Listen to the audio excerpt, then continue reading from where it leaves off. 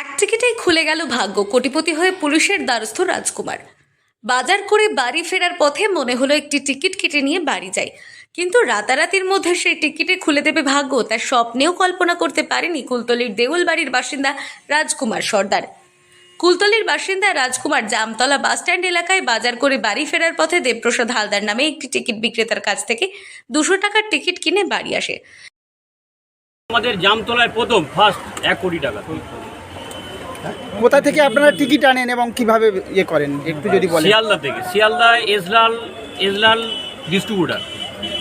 Distributor থেকে টিকিটটা আছে আমাদের বকুলতলা নতুনহাট সাবসবি এসকে লটারি, ওখান থেকে মালটা সাপ্লাই হয় কুলতলি জামতলা দেবপ্রসাদ হালদার, ওর হাত দিয়ে 1 কোটি টাকাটা প্রথম পুরস্কার উঠেছে।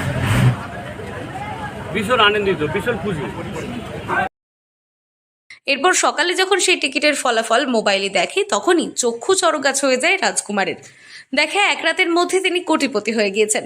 কিন্তু এই খবর চাউর হতে এলাকায় ব্যাপক চাঞ্চল্য ছড়ায়। রাজকুমার নিজে নিরাপত্তাজনিত কারণে কুলতলি থানার দ্বারস্থ হয়।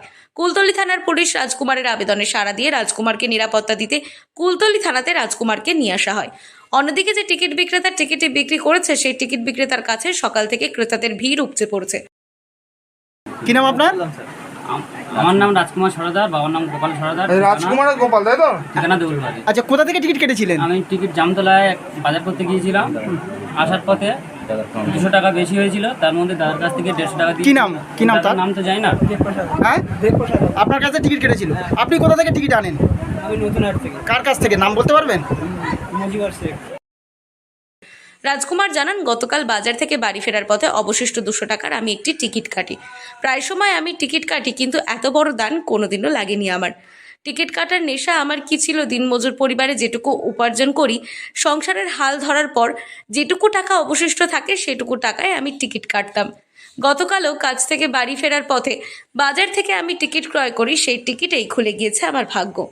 দরিদ্র পরিবারে হাসি ফুটেছে, কিন্তু আমার নিরাপত্তার কারণ নিয়ে আমি কুলতলি থানাতে একটি আবেদন করি।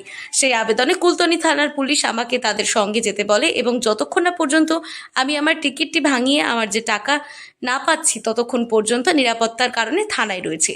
কুলতলি থানার পুলিশ কার্যত নিরাপত্তা বলয়ের মধ্যে রাজকুমারকে রেখেছে।